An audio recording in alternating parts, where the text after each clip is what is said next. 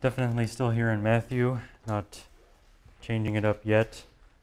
This is, again, the fourth section of this gospel, which we've been going through, which I have been titling with these sort of twin phrases here, that Jesus has disciples who believe the signs, while the opposition becomes more stubborn. And this would be a little more on the side of believing the signs. At least this woman that we've been studying here very much represents faith.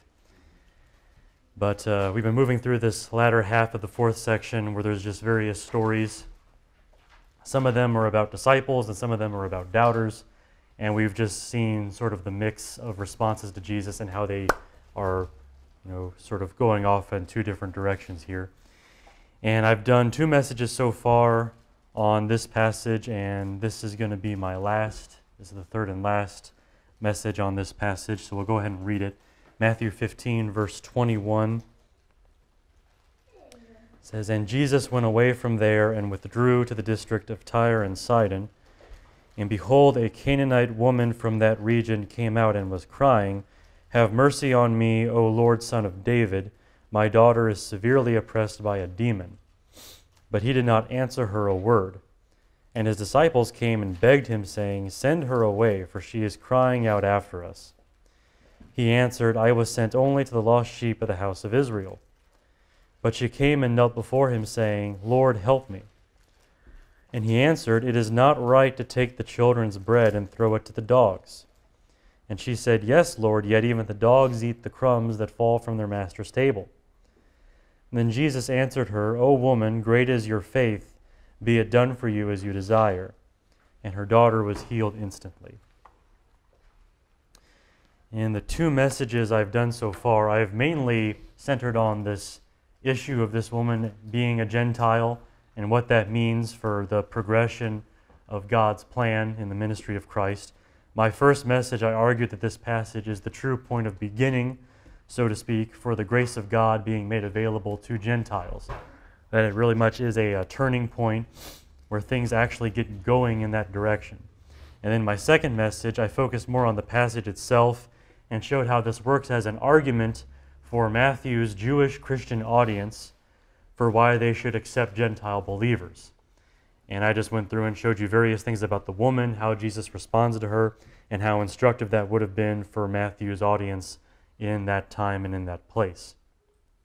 But in this last message, I'm going in a pretty different direction, very much only somewhat related to what I've been talking about.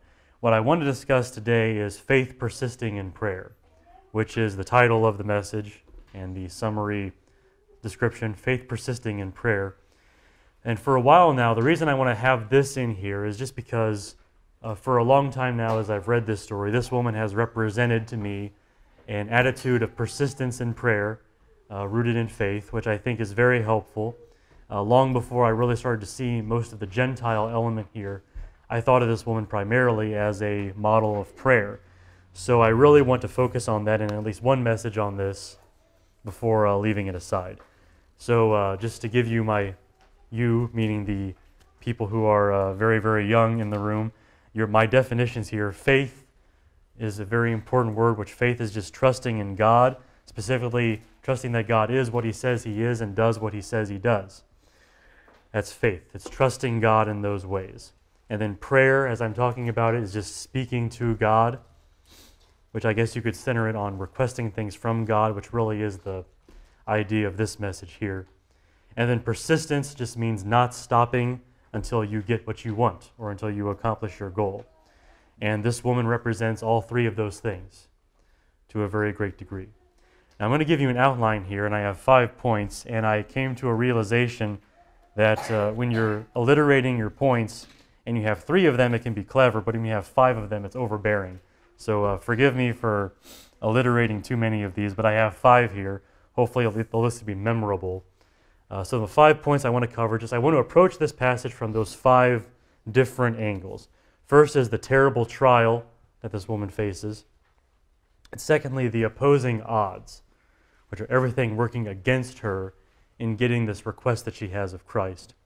And then third, the rejected request, which focuses mainly on how Jesus responds to this woman. at first at least. And then fourthly, the persisting prayer, which is just this woman and how she keeps going for this and doesn't give up. And then finally, the favored faith, and just talking about the faith this woman has and how it gained her favor in the eyes of Christ in getting what she wanted. Now, this passage, I really think, gives us the comfort and the encouragement of a shared struggle, by which I mean her struggle is very much our struggle, and that is very helpful to us as we face these issues related to prayer. I want to go back and just very quickly read Matthew chapter 7, verses 7 through 11, also about prayer. Just one of these promises and general teachings we have on the topic of prayer from Jesus. It says, "Ask and it will be given to you, seek and you will find, knock and it will be opened to you. For everyone who asks receives, and the one who seeks finds, and to the one who knocks it will be opened. Or which one of you, if his son asks him for bread, will give him a stone? Or if he asks for a fish, will he give him a serpent? If you then, who are evil, know how to give good gifts to your children, how much more will your Father, who is in heaven, give good things to those who ask him?" Now, when you read passages like that, you see that receiving things from God is as simple as asking for them. Ask and you shall receive. The troublesome part is that the asking is not simple.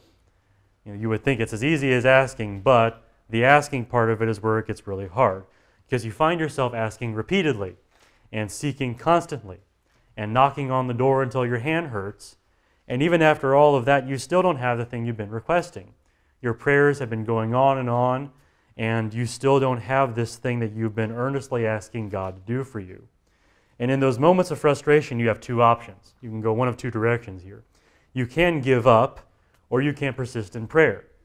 And we certainly know which one of those is the more holy response and the one that we ought to be doing, the one that shows the most faith. But it's just really hard very often to find the faith to do that, to keep going with trusting God in this and presenting it before Him and hoping that He will act on your behalf when so far He hasn't been doing so. Now, in this passage that we're studying today in Matthew 15, this Canaanite woman models so many of those things in a way that shows the results and the glory of persistent prayer. So if you need a reason to keep going, I think this woman gives you that reason. Her situation is truly awful at the beginning, but the outcome of her faith is really amazing. And so this story, presented to us in this way, very much confronts us on these difficulties we face in continuing in prayer. And my hope is that we can all see ourselves in this woman. Whatever struggle you have maybe right now or in the past or in the future, when it comes to persisting in prayer, I hope you can see yourself in this woman and use her as an example to keep you going. I hope you can join with her and make her faith your faith, and on that basis keep going no matter how long you've been praying already, no matter how long it's going to take. You just keep on with this same amount of faith that she has in requesting these things of God and believing that He is very much a God who hears prayer and who answers these things. Because if you don't need that kind of help now, you're going to need it in the future eventually, just based on the very nature of the Christian life. So I hope this woman and her example will stick with you in that way by the time I get through this message. So that's the goal. So to begin here, point number 1, which is the terrible trial that this woman faces. And I have not yet spent a lot of time on the actual trouble that this woman has faced. I talked a lot about her and the way Jesus responds to her, but not so much about what she's going through at the moment. So I really want to focus on that and give it some attention this morning. And the first thing to say is that this woman's daughter has the most hopeless ailment, by which I mean to say she is at the bottom rung of hope in terms of how much she can expect to happen in terms of this problem. Now, think for a moment about what you might call worldly problems, problems that are just sort of the typical stuff of living on earth. With nearly all worldly problems, you can find some small measure of hope, regardless. Like, even if you're not a believer, even if you're not a praying person or whatever, there is some small measure of hope you can have in nearly any such worldly problem. If you have a disease, there's a chance for healing in things like medicine or surgery or natural recovery. The body just kind of gets better on its own sometimes. there's reason for hope there. Or if you can't do it with your own body, I mean, you can go to a doctor. Maybe he can help you. If you have people troubling you, maybe someone giving you a hard time, there's hope for a change of heart, hope for some kind of situation that makes this person reassess the way they treat you. There's hope in that way. If your problem is bad fortune, as the world describes it, you just want to say bad luck or whatever, well, you know, it's kind of strange to speak that way, but sometimes fortune changes. People go from rags to riches. They make their lucky break or whatever, and stuff just gets better for them. That does happen. So with nearly any kind of worldly problem, you can find some kind of hope in there, some kind of reason to keep yourself going in the middle of that. The problem is this woman's trouble is not a worldly problem. It's an otherworldly problem. It's a supernatural problem. She says, "Have mercy on me, O Lord, Son of David. My daughter is severely oppressed by a demon." There is an evil spirit, not of this world, afflicting this woman's daughter. And the more you think about that situation, the less hope there seems to be in the middle of that. This is not an ailment, for example, that you can heal by medicine or scalpels or white blood cells or anything like that. No matter how good your doctor is, you can't deal with a demon. They don't do that sort of thing. Also, you can give up any hope for these evil spirits to change their mind about you, because after all, they're evil. This is what they do. They don't change their mind about whether they're going to afflict poor people and make their lives miserable. This is their purpose, in life. This is what they do. They're evil spirits. So there's not going to be a change that way. And if this woman were to trust to a change in fortune, she is only going to get worse fortune. She's going to go from bad to worse. And I say that on the basis of the way Jesus usually describes the way these demons operate. Just going back very quickly to Matthew chapter 12, verse 43, he gives this kind of general principle here. When the unclean spirit has gone out of a person, which would be a good thing, you would think, when an unclean spirit has gone out of a person, it passes through waterless places, seeking rest, but finds none. And then it says, "I will return to my house from which I came." And when it comes, it finds the house empty, swept, and put in order. Then it goes and brings with it 7 other spirits, more evil than itself, and they enter and dwell there. And the last state of that person is worse than the first. So even if things temporarily get better for this woman's daughter, it's eventually just going to get 7 times worse. This is the kind of problem that only gets worse with time, this demonization that this passage describes. So that's what this woman can expect here. All of these problems you have, there's just such little hope in them. And that hopelessness is amplified further by this one word that I drew out last time a little bit, this word severely. She's severely oppressed by a demon. So demonization is a hopeless thing in and of itself, but this woman's daughter, it's even worse. It's even less hopeful in her situation. Bad enough to be demonized, but now you have a demon that's just really going at it here.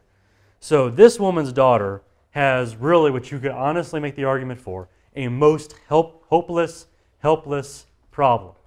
This is, bottom of the barrel in terms of where you want to be. And I'm sure, as you think about that, I'm sure that no one has ever experienced that kind of thing, right? No one's ever felt like their situation is totally hopeless, don't know what you're going to do, don't know how it could possibly get better. Yes, of course we do. Very often we get to ourselves at these points where we think things really are that bad. There's just nothing that can be done, don't really see a way out of these hardships. We very often get to a point probably where we feel a lot like this woman, where we just don't know what to do because there's nothing to do. And there's no hope that you're going to turn this corner one day and all of a sudden stuff's going to be better. Very often we find ourselves in those positions just like this woman does. That's one aspect of her trial that she has here. But there's another aspect of it that I think is worth bringing out. It is a matter of reading between the lines, but I do think it's fair when you think about the actual circumstances of this story, and that's this, that this woman does not have the support, probably does not have the support, of a husband or maybe no one else either. Very much a lone woman here having to take care of these things by herself. Now I'm getting this because you got to think about when you are and where you are in this story.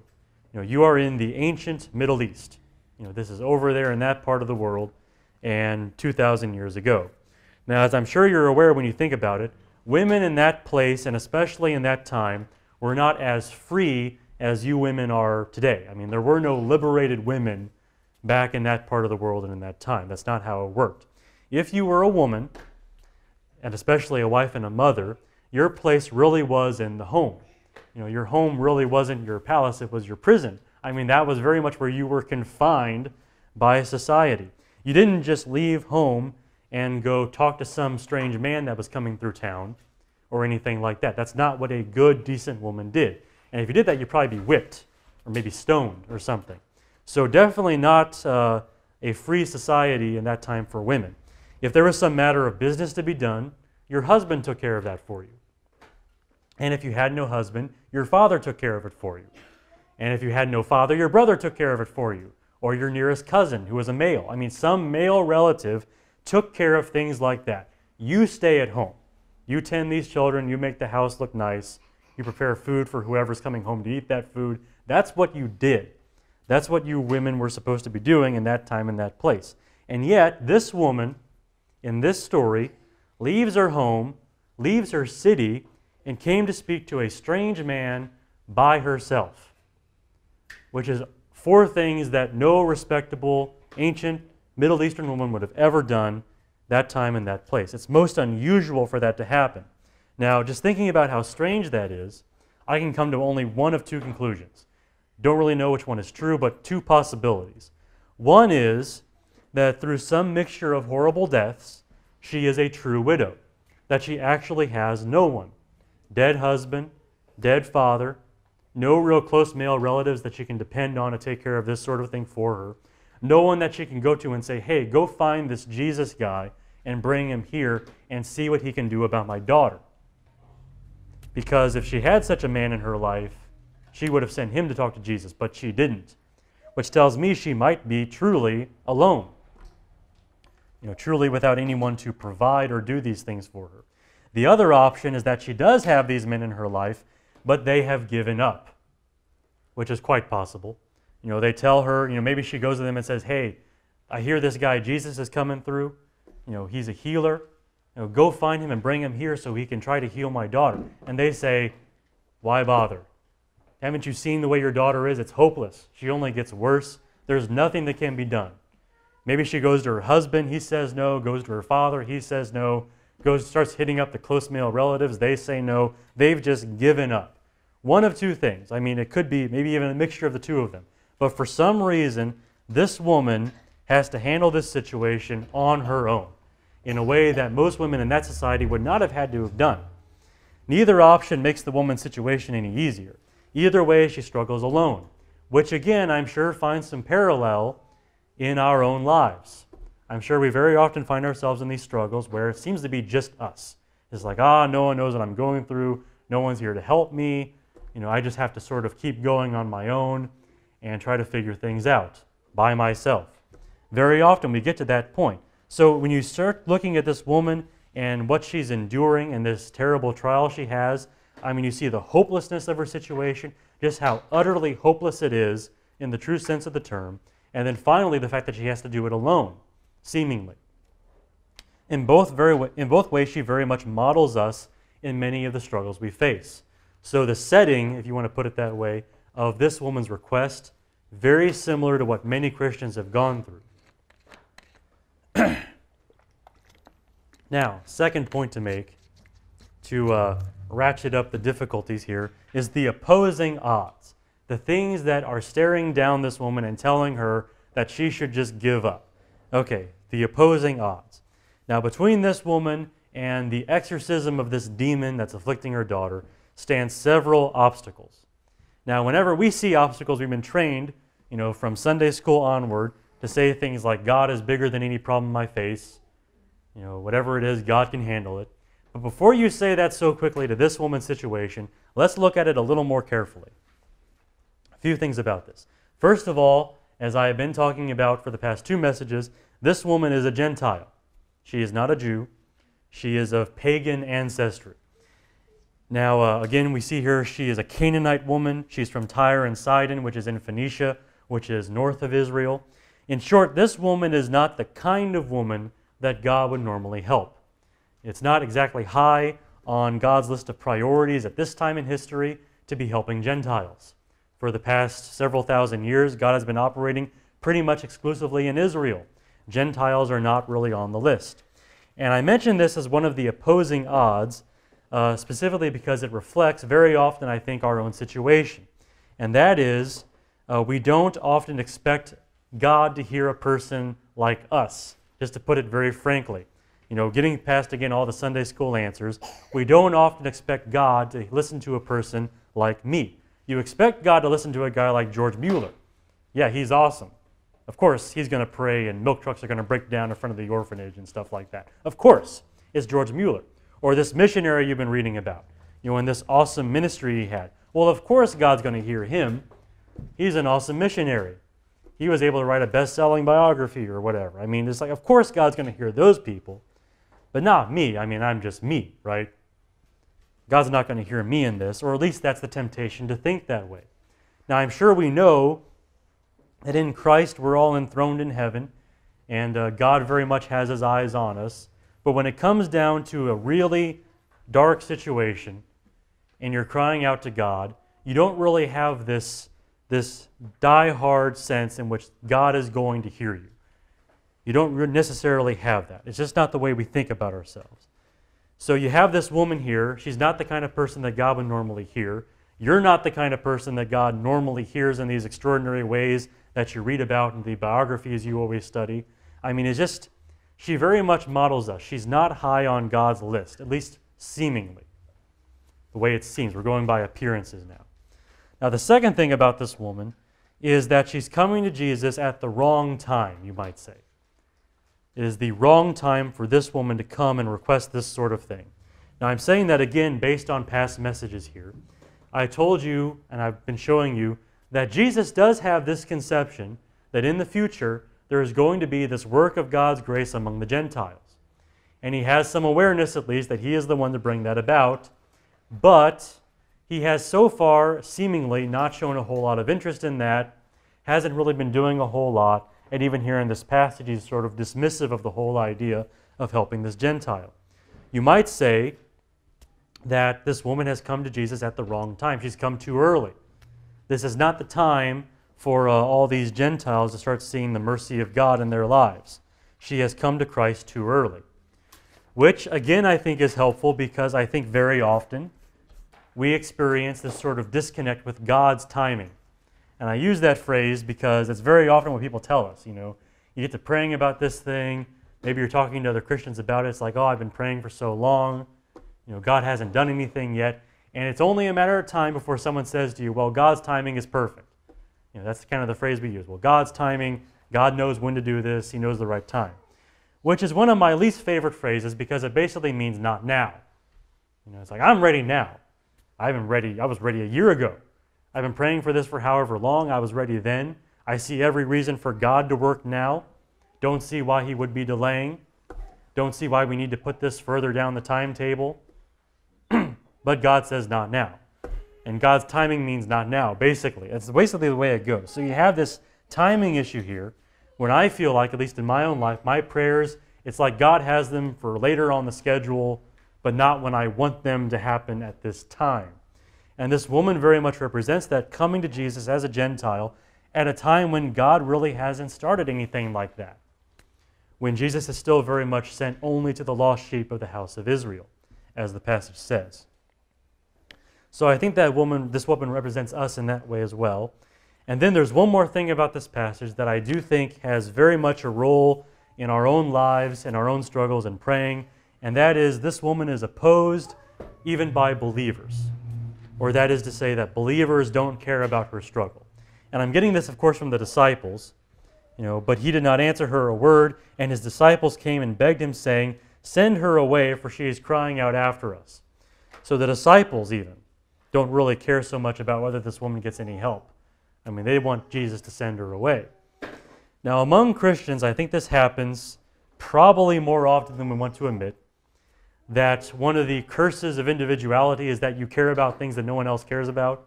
It's like you're your own person, you have your desires, you have your hopes, you have your prayer requests that maybe are not shared by other Christians.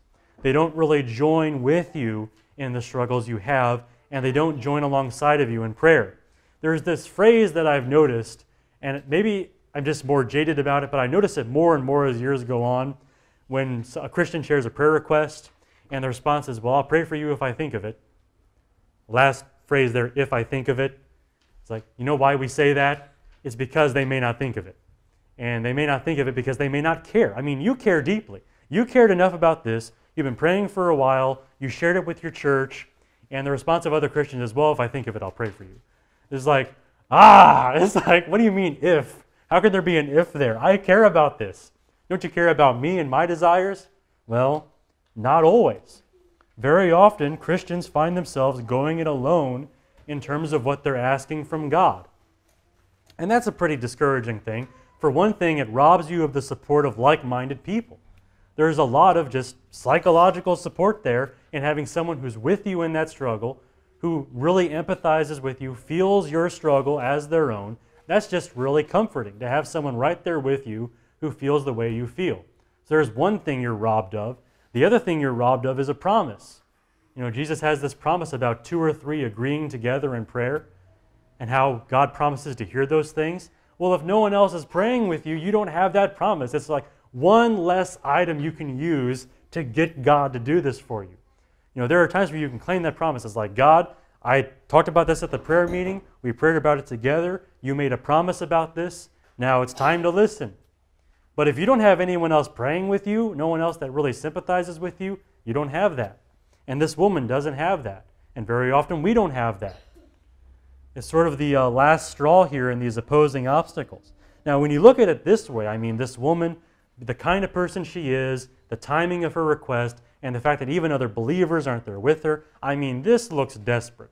There's a lot of opposing odds here. There are a lot of obstacles in the way of her getting this thing for her daughter. So that's pretty bad, but you have to take it and make it a little worse here before I can make it better. My third point here, the rejected request. Again, focusing on how Jesus responds to this woman when he is first met by her request.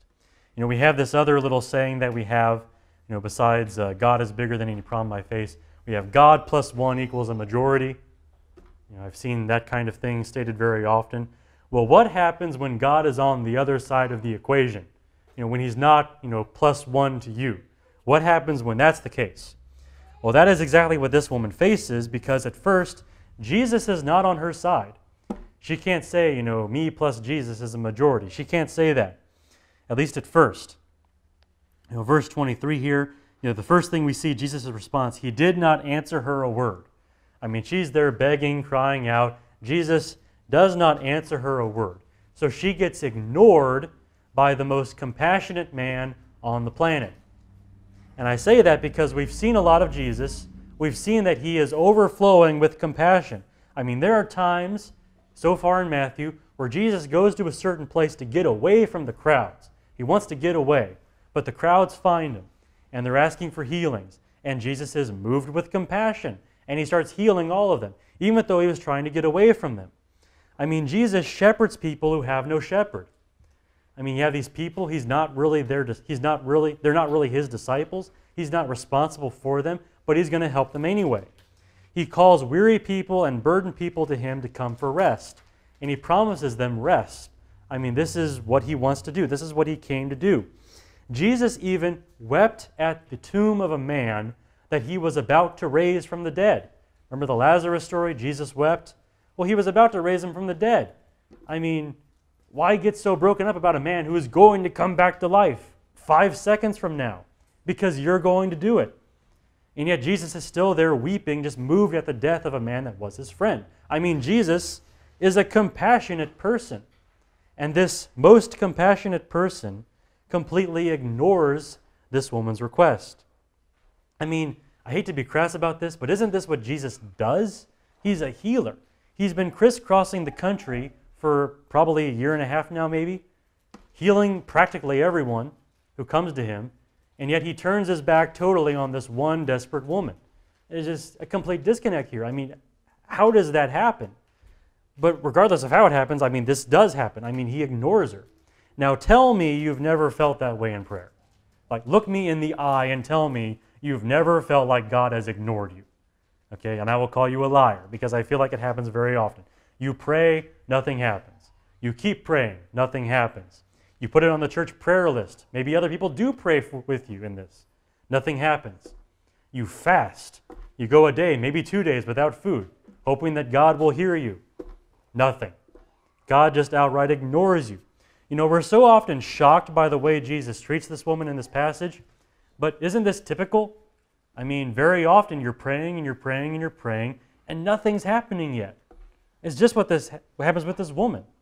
I mean, she's asking Jesus for this thing. He doesn't answer her a word. She gets ignored by the most compassionate man on the planet. But if that weren't worse enough, she then gets insulted by the most compassionate man on the planet. Jesus takes it even further. You know, this famous dog statement we've been talking about. He answered, "It is not right to take the children's bread and throw it to the dogs." And that means you and your daughter. You are dogs. I'm not feeding you right now. I mean, that's how he responds to her. I mean, we're very often, again, puzzled by the way Jesus responds to this woman. But again, I just ask, isn't this sometimes the way you feel like God responds to you in prayer? I mean, sometimes when God stops ignoring you, He doesn't necessarily help you. It seems like He makes it worse. I mean, you pray about something, you see the situation get a little worse. You keep praying, your plans derail again. You keep praying yet more, your last option evaporates in front of your eyes. I mean, it seems like sometimes it'd be better to be ignored by God than to have Him actually do anything, because things tend to get worse and worse and worse while you're praying about it. That sort of thing does happen. Very often, at least in my own life, my prayers turn into, "God, are you trying to drive me crazy? Are you trying to break me down here? I mean, is this some sort of conspiracy against me? Because it seems like the more I pray, the less you do, or the more you do that's hostile to me." I've gotten to that point several times, and I'm suspecting that I'm not the only person that has that kind of divine paranoia, because sometimes it really seems that way. And I think other Christians experience it as well. So this woman, her request is forcefully rejected by Jesus, you know, by unusual silence to begin with, and then by a harsh word. I mean, by harsh treatment. She's again, I mean, encountering things that we Christians very often experience when we really get to praying about something that's really dear to us and really difficult. So in this way, again, she very much models us in our situation. Now, after 3 of those depressing ideas and digging the hole pretty deep, let's get to the good news here and the real purpose of this message. Point 4, the persisting prayer. Every single time this woman encounters a difficulty, she perseveres in spite of it. It's her governing trait. It's the thing you notice most about this woman, that she just doesn't give up. I mean, she's the Energizer Bunny of prayer, if they still use the Energizer Bunny. I don't know if they do. But that's basically what she is. She just keeps going with this. She doesn't let it go. First of all, this woman is not deterred by the terrible trial that she faces. She hasn't been slowed down by this awful thing that is in her life. And at the beginning of this message, I made an effort to describe just how bad her situation is. I mean, her daughter has the worst ailment possible, this severe demonic oppression that she experiences. And then secondly, this woman seems to be facing that problem without any kind of man to be there with her to do things that a man ought to do in this time and place. She just doesn't have that. She's facing it alone. Now, in those kinds of trials, it's very easy to just give up or let that really affect you negatively. There's a proverb I often think about, Proverbs 18:14, just briefly. "A man's spirit will endure sickness, but a crushed spirit who can bear?" It's like, I can get sick, that won't bother me, my spirit will endure that, but you break my spirit, I'm done. And things like this woman faces, they're the kinds of things that can crush a spirit. I mean, they can just leave you feeling totally dejected. And I think Christians can very easily get to that point where you're sitting there, you're thinking about things, and just like, you know you ought to pray about it, but you just don't feel like it. I mean, you've just been crushed. You don't have the will to go through and hope any longer that anything's going to get any better. I mean, you're just done. You're down for the count. Well, this woman is still hoping. This woman is still trying. She's still requesting. She keeps going in spite of this trial she has. When she hears that Jesus comes around, she goes out there, to ask him to help to heal her daughter. When he starts acting all funny, she keeps trying. I mean, she's not deterred by this. The trial itself has not slowed her down. Secondly, the opposing odds haven't slowed her down either. All these things that are against her, that hasn't slowed her down. The moment this woman left her home, she faced an uphill battle. I listed those three things earlier that were really standing against her. She was a Gentile. She was a Gentile at a time when Jesus was not really doing anything for Gentiles very much. And the disciples of Jesus had no sympathy for her whatsoever. They're even saying, hey, boss, send this girl away. I mean, there's just a lot of stuff here that faced this woman the moment she left her door. I mean, all these problems come against her to make things even worse. But this woman's response to those odds was just perseverance. She kept on going. I mean, just to read again what she's like here. And behold, a Canaanite woman from that region came out and was crying. So she's shouting here, have mercy on me, O Lord, Son of David. My daughter is severely oppressed by a demon. But he did not answer her a word.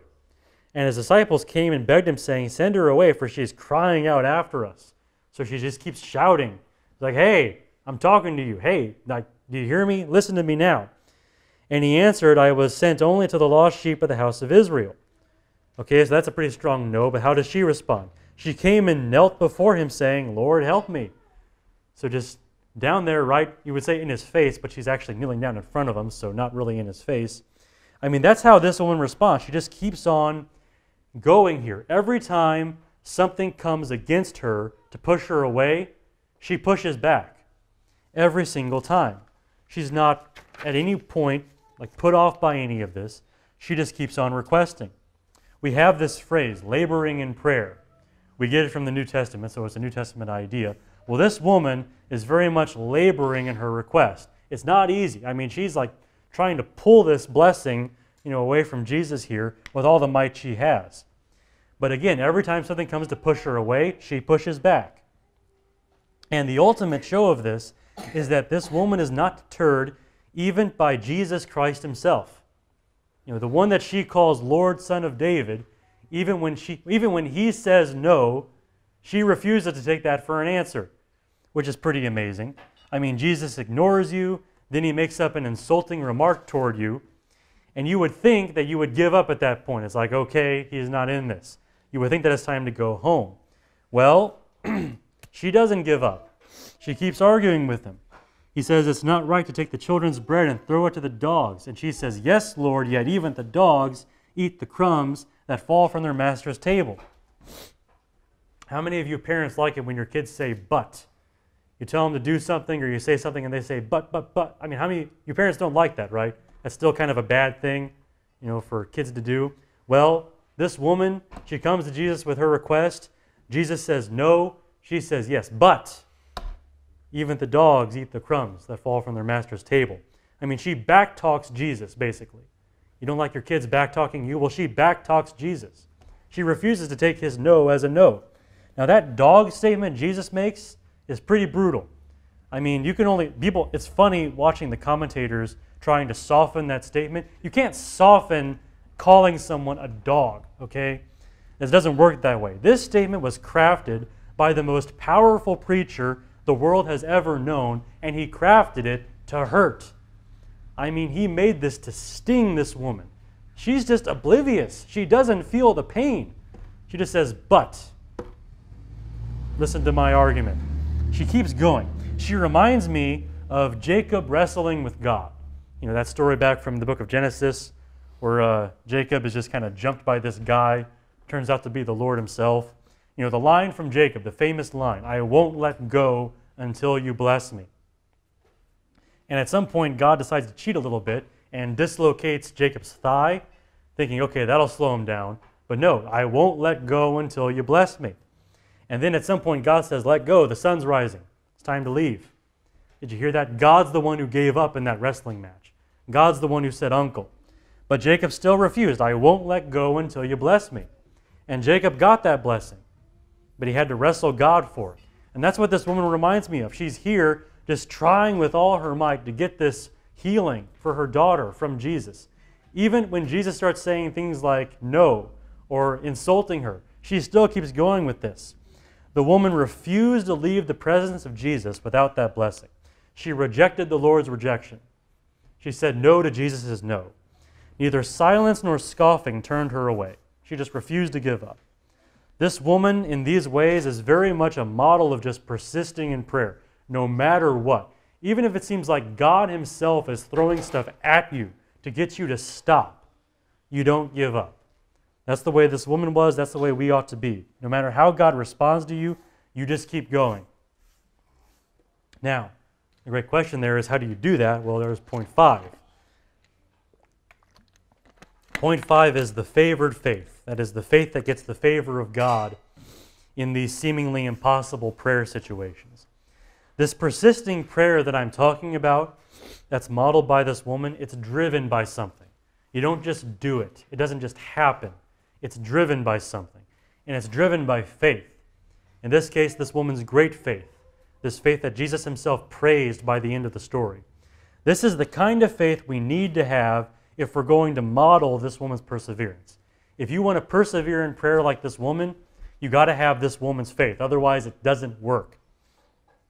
Now, for observations on that, there are maybe 3 things to say that I think will help us think in terms of faith in these difficult prayer situations. First of all, the woman's faith was well-founded. It was built on something. Now, faith is trusting God as He has revealed Himself. It's not just believing whatever you want about God. It's believing what God has said, believing in the things God has done, things you know about God. You can believe that God will do anything. I mean, you can have that kind of attitude if you want. But it doesn't really matter what you believe unless it matches what God has said, matches some indication of what God Himself has promised or things that God Himself has done in the past. Without some kind of reason to believe, your belief isn't really worth all that much. If this woman had begged Jesus for a lifetime of riches, she would have been disappointed, severely disappointed, because there is absolutely nothing in Jesus' life or ministry or teachings to lead to the belief that He's there to dispense wealth or anything like that. She could have believed it fervently. She could have believed it firmly. She could have requested that with the utmost urgency, and she still wouldn't have gotten anything out of Jesus, because that faith would have been misplaced. Her belief would have been all wrong. But this woman's faith is actually well-founded. When it comes to her daughter's healing, she does have more than a leg to stand on when it comes to asking for that. She knows that Jesus is a healer. Yes, He does this sort of thing. He does it repeatedly. He does it often. And not only does He do that, He does it because of His compassion. Even when He was trying to get away from the whole healing thing, He still heals people because He's a compassionate person. She knows He's that kind of man. She knows He's the kind of man who will feed the dog.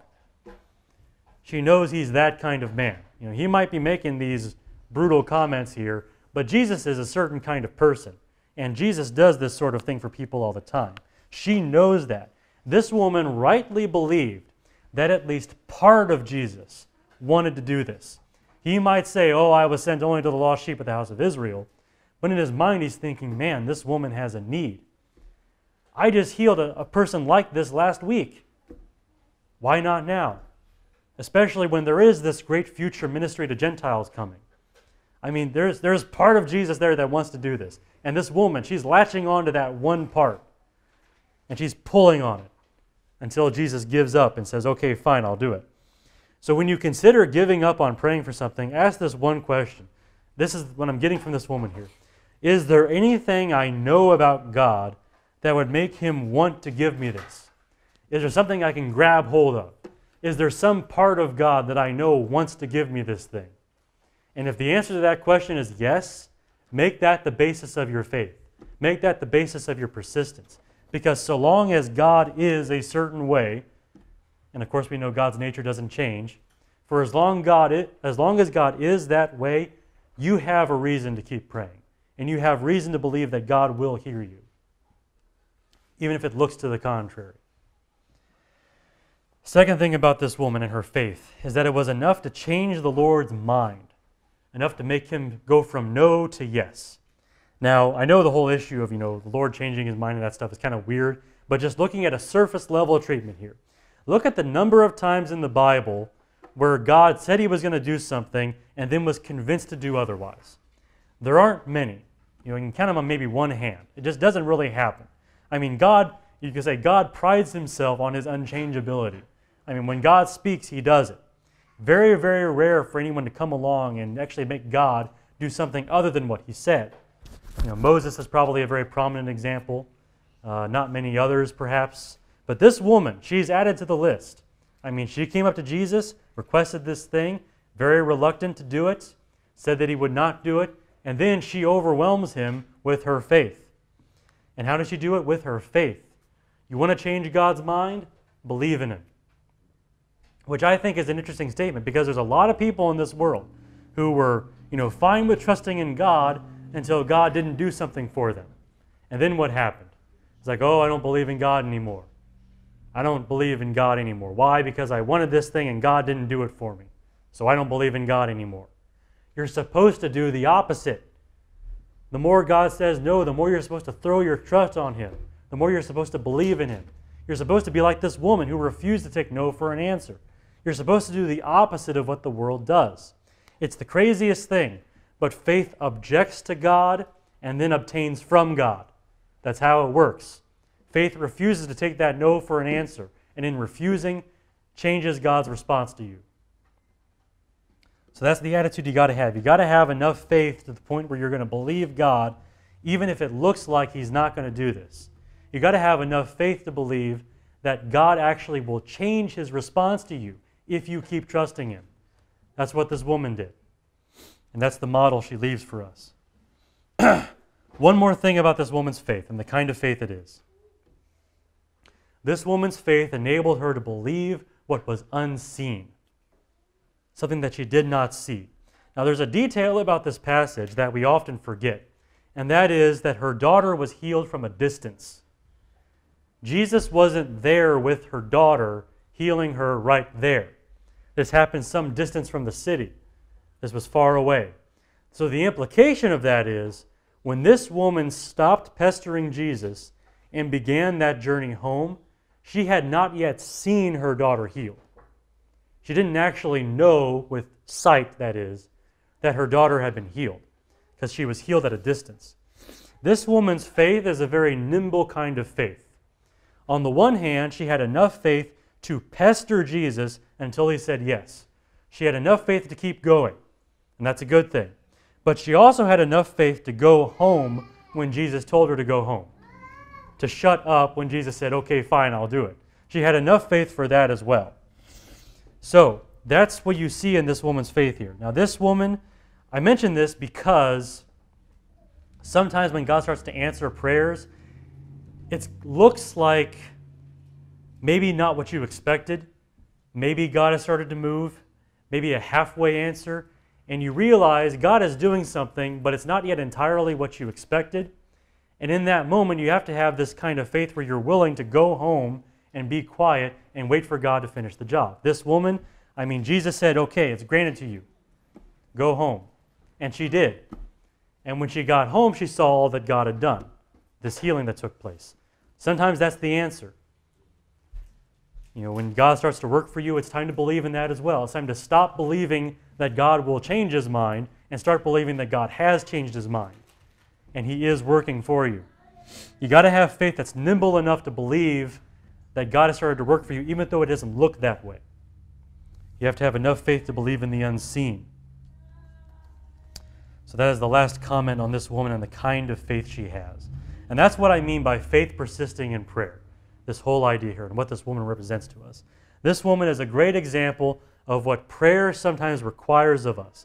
A faithful persistence in spite of endless trouble. I just want to summarize all these points again and then we'll close it down here. First of all, this woman's terrible trial that I mentioned. First of all, her daughter has the most hopeless ailment in that she's oppressed by a demon, which in worldly terms doesn't leave a lot of hope. Secondly, she seems to be a woman alone, not really with any kind of man there to be a support for her, to do these things that a man ought to do for a woman in those cases, which of course, being alone like that and having such a hopeless ailment very much reflects our own struggles from time to time. Secondly, the opposing odds This woman, she's a Gentile, and as a Gentile, she's coming to Jesus at the wrong time. And then on top of that, she's opposed even by believers, all of which very much represents us in our own prayers, thinking we're not the kind of person that God usually hears. Maybe this isn't on God's timetable for the immediate future. And then maybe even other Christians not really helping you. I mean, maybe we're in that kind of situation. Well, this woman was too. That was the situation she faced. Thirdly, her rejected request, that she is ignored and then insulted by Jesus, who normally is a man of great compassion, but in this case seems very much out of character, which again very much represents our own trials in prayer, when God doesn't seem to be doing anything, and then maybe when he does act, it doesn't seem like it's in our favor. Well, again, this woman models us in prayer.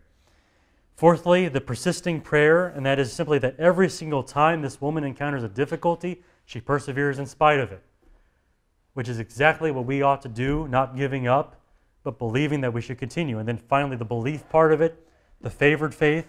Her faith is well-founded. It's enough faith to believe that she can change the Lord's mind on this. And finally, faith enough to believe in the unseen, that God was working for her even when she didn't see the full result yet. That's very much the kind of faith we ought to have, a very high bar. Jesus called this great faith. The disciples have little faith. She has great faith. It's probably very hard to get to the point where you have that great faith, but that's the kind of faith we're supposed to have in these prayers when things get rough. Even in the Bible then, okay, even in this story, we see this concept of prayer, asking God for things. It's not easy. You know, we're not giving Sunday school answers here. This isn't the simple kind of thing here. But the Scripture does promise a blessing for those people who persist in that kind of rough, jagged faith that keeps going in prayer even when it looks hopeless. There are examples in Scripture of people that persevered in spite of all that and got what they wanted. You know, they made God bless them because they refused to let go. This Canaanite woman is a model of that. And I think if you keep her example in mind, you'll know how you ought to act in those times when you're praying for these things and it seems difficult and you really want God to hear you. I think this woman should come to mind as one of your examples to comfort you and teach you how to persevere in prayer and how to persevere in faith. And that's really all that I have to say on this woman. So next time we'll be moving on in Matthew. Are there any questions or comments on this sort of thing that I've been discussing?